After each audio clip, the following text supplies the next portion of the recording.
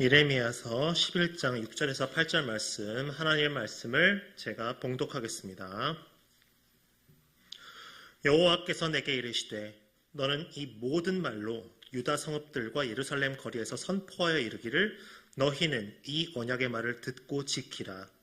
내가 너희 조상들을 애굽 땅에서 인도하여 낸 날부터 오늘까지 간절히 경계하며 끊임없이 경계하기를 너희는 내 목소리를 순종하라 하였으나 그들이 순종하지 아니하며 귀를 기울이지도 아니하고 각각 그 악한 마음에 완악한 대로 행하였으므로 내가 그들에게 행하라 명령하였어도 그들이 행하지 아니한 이 언약의 모든 규정대로 그들에게 이루게 하였느니라 하라.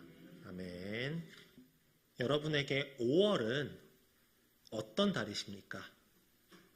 가정의 달로서 좀 오랜만에 가족끼리 좀 돈독한 시간도 많이 보내고 화목해하는 시간이십니까? 아니면 이젠 나는 할 만큼 했으니까 좀 자식들이 좀 효도하길 바라는 마음의 달이십니까? 그것도 아니면 이제는 위로는 어른들께 드려야 되고 아래로는 자식들에게 뜯겨야 되는 그런 위아래로 뜯기는 날이십니까? 네.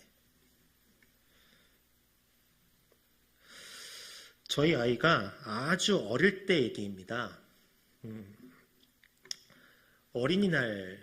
어린이날이었어요. 지금은 이제 초등학교 6학년입니다만은 아주 어릴 때 얘기인데, 아주 어릴 때 이제 얘를 선물을 사주기 위해서 함께 장난감 가게에 갔습니다. 장난감 가게에 가서 심사숙고해서 장난감을 고르는데 처음에는 귀엽죠.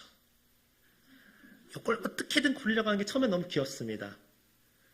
5분이 넘어가고 10분이 넘어가고 15분이 넘어가고 20분이 넘어가면서 이제 슬슬 감정이 바뀌기 시작합니다.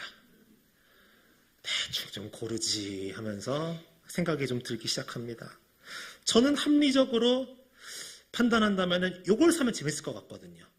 요걸 사면 좀 오래 갖고 놀 수 있을 것 같거든요. 요걸 사면 튼튼하게 웬만하면 안 고장나고 잘 갖고 놀 수 있을 것 같거든요. 하지만 그 생각은 목구멍까지만 차오르고 밖으로 나가질 못합니다. 왜요? 그 나이 때는 자기가 원하는 거 못 고르면 3일 밤낮을 울어제끼는 나이거든요. 어쩌겠습니까? 착한 제가 기다려야죠. 자, 어쨌든 심혈을 다해 골랐습니다. 그 장난감을 들고 계산대로 갔습니다.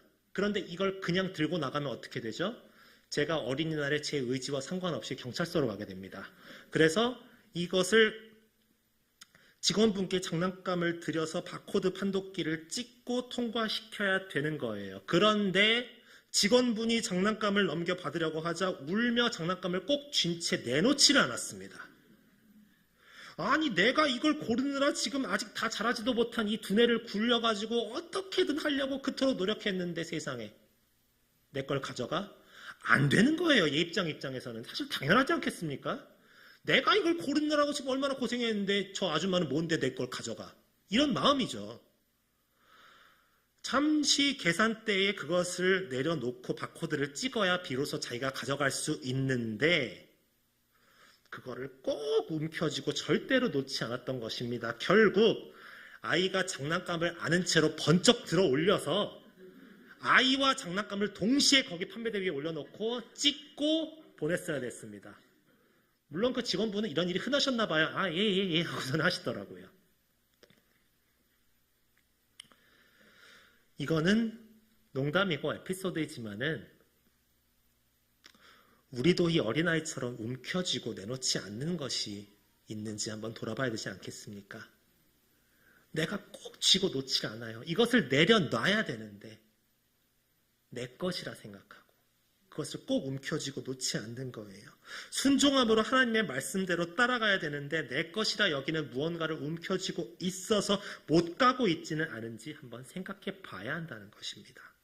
우리가 우리의 것이라 생각하는 욕심을 내려놓기 전에는 진정한 영적 축복의 선물을 얻을 수가 없는데 내려놓으면 빼앗길까 두려워서 아직도 움켜쥐고 있다면 안 될 것입니다. 하나님의 말씀대로 듣고 순종하며 나아가면 함께 하시고 복 주시겠다는 약속은 성경 전체에 흐르고 있는 약속입니다. 그러면서 불순종한 이전 세대, 그 불순종으로 인해 심판받았던 이전 세대에 대해서도 하나님께서 얘기해 주시는데요. 하나님 입장에서 정말 답답하신 일이 있습니다. 오늘 본문에 나오는 상황이기도 합니다. 하나님 입장에서 정말 답답하신 것이 무엇인지 아십니까?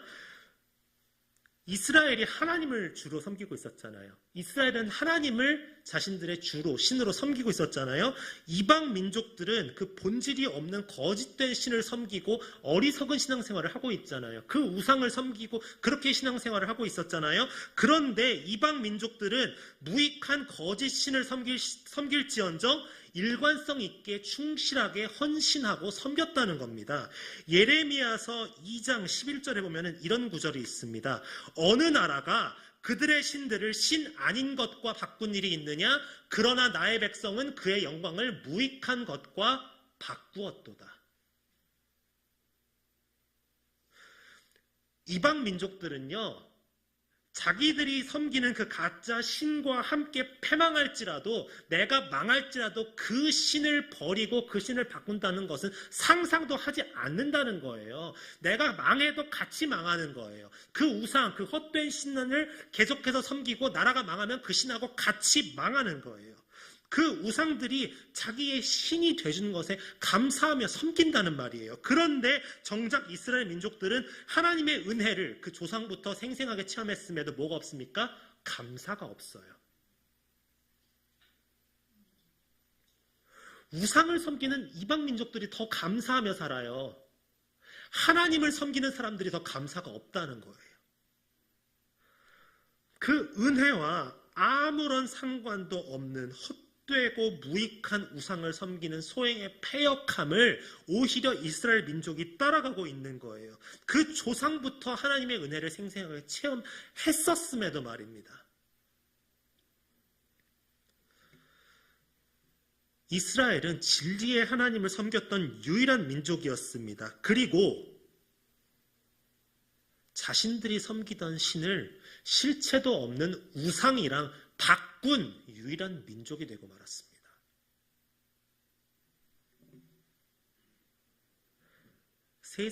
이때 세상에서 하나님을 섬긴 민족도 하나였지만은 그 하나님을 우상들을 섬기겠다고 하나님을 버린 민족도 하나였다는 겁니다. 하나님을 섬기는 이스라엘 민족의 신앙이 이방 신을 섬기는 이방 민족들보다도 굳건하지 못했으니까 하나님 입장에서는 정말 통탄하실 일일 것입니다. 하나님을 구주로 섬긴다는 것에 대해서 감사함이 없었습니다. 순종도 안 하고 감사도 안 하는데 하나님 섬기는 민족이라는 타이틀만 걸고 있으면 뭐 하냐는 거예요. 그냥 허상입니다. 아무런 의미도 없습니다. 겉껍데기 신앙이란 이런 것입니다. 우리는 어떻습니까? 우리는 하나님을 섬기는 그리스도인이라고 살아가고 있지 않습니까? 우리는 감사가 있습니까? 하루하루에 감사하십니까? 내가 일어나서 우리가 지금 감사일기 쓰고 있잖아요. 감사노트 쓰고 있잖아요. 그때 하루에 내가 눈을 떴었을 때 내가 숨을 쉬는 것에 정말 감사하며 살고 계십니까? 하나님의 언약에는 축복의 약속만 있지가 않아요. 저주의 조항도 있습니다. 이스라엘 백성들이 하나님께서 예비하시고 약속하신 가나안 땅에 영원히 사는 것은 언약의 준수를 전제한 겁니다. 그렇지 않을 경우 하나님께서는 그들을 약속의 땅에서 쫓아내신다고 분명히 말씀하셨습니다. 신명기 28장 15절에 보면은 이런 구절이 있습니다. 내가 만일 내 하나님 여호와의 말씀을 순종하지 아니하여 내가 오늘 내게 명령하는 그의 모든 명령과 규례를 지켜 행하지 아니하면 이 모든 저주가 내게 임하며 내게 이를 것이니. 하나님께서는 예레미야를 예언자로 세우셨습니다. 그리고 본문의 메시지를 주셨습니다. 오래전에 하나님께서 주신 언약의 말씀을 듣고 지켜야 하는 의무가 있는 유다 백성들에게 하나님께서는 출애굽 이후 오늘에 이르기까지 언약의 말씀에 순종할 것을 계속해서 경고하셨습니다. 이스라엘 백성들에게 언약 준수하는 것은 너무나 당연한 일이었습니다. 그 은혜에 감사하는 것이 너무나 당연했습니다. 아니, 복을 더 받지는 못할 망정 일단 자기 집, 자기 자리는 지켜야 되는 거잖아요. 내가 사는 땅은 지켜야 되는 거잖아요. 내가 누구에게서 은혜를 받고 이곳에 왔으면 감사할 줄은 알아야 되는 거잖아요. 당연한 거잖아요. 근데 그 당연한 것을 깨닫지 못했다는 겁니다. 언약의 말씀에 순종하기는커녕 악한 마음과 완고함을 따라 제멋대로 행동함으로써 언약법에 규정된 저주와 심판을 자초하였습니다. 어느 누구도 하나님의 심판으로부터 그들을 구원하지 못합니다. 하나님의 복과 은혜를 누리기 위해서는 오로지 그분의 언약에 대한 순종만이 필요할 뿐이지 다른 것이 필요치 않다는 말씀입니다. 여러분은 지금 이 예배당에 온 것이 얼마나 감사한 일인지 깨닫고 계십니까? 지금 우리가 이 땅에서 예배드리는 것이 얼마나 감사한 일인지 깨닫고 계십니까? 내가 정말 우리가 지금 이 대한민국이란 땅이어서 그렇지 공산주의 국가나 아니면 저기 중동지방에 태어났다고 생각해 보십시오. 여러분들이 주일날 이 교회의 예배자의 자리에 오셨다는 것이 얼마나 감사한 일이신지 깨달으셨으면 좋겠습니다.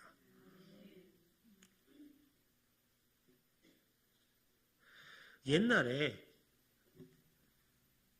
편의상 A나라와 B나라라고 칭하겠습니다. A나라의 왕자가 정치 싸움, 권력 싸움 때문에 쫓겨나요. 그런데 다행히도 이 왕자의 누나가 B나라의 왕비예요. 그래서 B나라한테 도와달라고 합니다. 내가 지금 너무 어렵다. 좀 재물을 보내달라.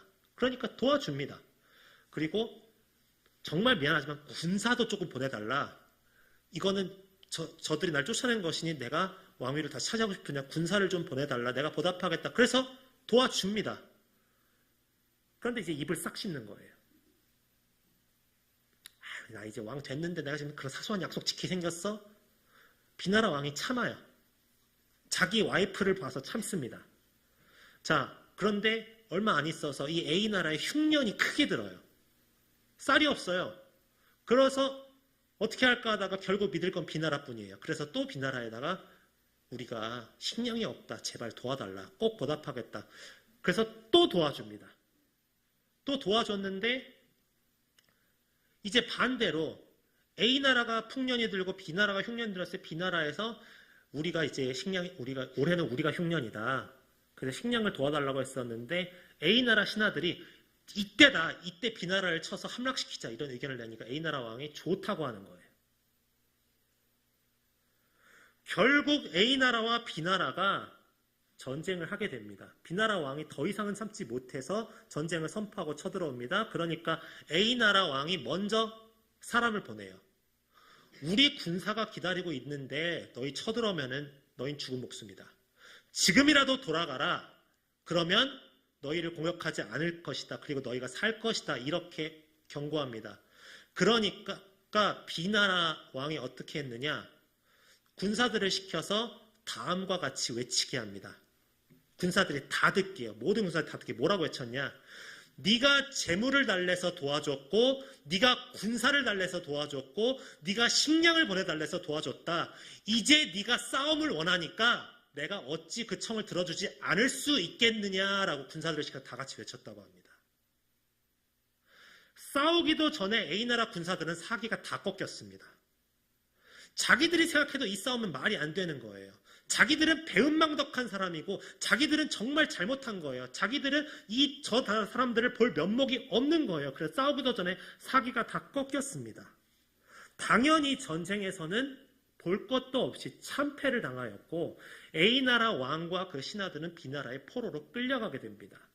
자기 누나 덕분에 죽지는 않아요.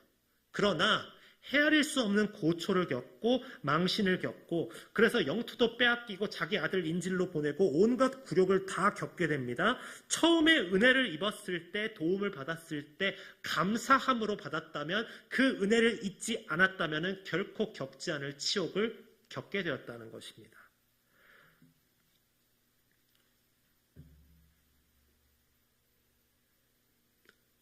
우리는 죄인이잖아요.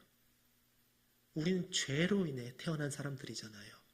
우리는 원래 죽을 운명이었잖아요. 하나님께서 아무것도 없이 그냥 도와달라고 하면 계속해서 도와주셔서 우리 이 자리까지 온 것 아니겠습니까? 그 은혜에 얼마나 감사하고 있는지 우리가 돌아봤으면 좋겠다는 겁니다. 여러분들, 모든 축복의 척도가 무엇인지 아십니까? 하나님께서 주신 은혜에 내가 얼마나 감사하고 있는가예요. 이스라엘 민족도 애굽의 하층 노예로 전락해 살았을 민족이었습니다. 그들이 하나님의 백성이 되어서 택함받아서 구원을 얻었습니다. 자기 땅도 없이 떠돌아다니는 민족이 약속하신 땅을 기업으로 받았습니다. 얼마 예전만 하더라도 저 노예 생활이나 하던 애들이 국가를 세우고 왕국이 되었을 정도로 강해졌습니다. 강인한 민족이 되었습니다. 이 모든 것은 축복입니다. 그런데 보고 싶은 축복의 조항만 보고 저주의 조항을 보질 않았다는 거예요.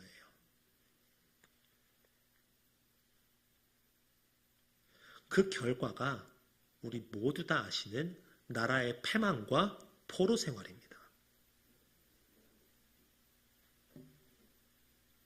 그러나 여러분, 축복의 조항도 저주의 조항도 결국은 하나님의 은혜로 살기 위한, 하나님 나라의 백성으로 살게 하기 위한 하나님의 사랑입니다. 굳이 저주의 조항을 쓸 필요가 없어요. 그냥 멸망시키시면 됩니다. 하지만 하나님께서는 축복의 조항과 더불어 저주의 조항도 함께 쓰셨습니다. 왜요? 그들이 너무나 죄에서 엇나가지 않도록 하나님 나라의 백성으로 계속 살 수 있도록 하나님께서 계속해서 베풀고 사랑을 주셨다는 겁니다. 하고 싶은 대로 마음대로 하면서 사는 것이 아니라 진짜 너희를 어마어마한 징벌로 멸망시키겠다는 뜻이 아니라 이렇게라도 훈계하고 징계할지언정 어떻게든 말씀에 순종하고 따르게 함으로써 차마 우리를 죄악 속에 빠져 죽게 내버려 두지 않으시려는 하나님의 사랑입니다. 하나님의 은혜에 대한 감사가 없는 사람은 아무리 세상에 좋은 것들을 가졌다 하더라도 마음에 불행함밖에 없습니다. 내가 가진 것에 대한 감사가 있는 게 아니라 내가 못 가진 것에 대한 불평만 있기 때문에 그렇습니다. 인간의 욕심이 얼마나 끝이 없습니까? 내가 이것만 가지면 괜찮을 줄 알죠? 그럼 다음 게 갖고 싶어지고 다음 걸 갖고 싶어지면 또 그게 갖고 싶어지는 게 사람입니다. 그 사람의 그 심령에 하나님의 은혜에 대한 감사가 있으면은 우리가 비로소 그 은혜에 만족함으로써 모든 축복을 누릴 수가 있는 것입니다. 하나님을 나의 주인으로 섬긴다는 것 정말 큰 축복이지 않습니까? 세상 사람들은 지금 이 긴 연휴 동안에 어디 놀러 갈까, 어디서 돈을 쓸까, 어디서 맛있는 거 먹을까, 어디서 즐거운 시간을 보낼까, 오로지 분화방처럼 자기들의 생명과 자기들의 모든 것을 다 유희에 쏟아붓는 것밖에 없어요. 그런데 하루하루 우리가 말씀에 붙들려 살 수 있다는 게 얼마나 큰 축복입니까, 여러분? 그것이 우리의 복입니다. 모든 축복의 척도가 되는 것은 하나님이 나의 구주 되심을 믿고 그 은혜에 얼마나 감사하며 살고 있는가에 달려있는 것입니다. 저는 여러분들의 삶의 자리에서 그리고 이 예배의 자리에서 매일마다 감사가 넘치시기를 바랍니다. 내가 지금 숨을 쉴 수 있는 것에 감사하고 내가 찬양할 수 있는 것에 감사하고 내가 내 발로 걸어서 이 예배당에 있음에 감사하고 내가 하늘로부터 오는 그 평강을 누리는 것에 감사하시기 바랍니다. 이 사실을 믿고 살아가는 우리 성북중앙교회 성도님들 되시기를 주님의 이름으로 간절히 축원합니다. 기도하겠습니다.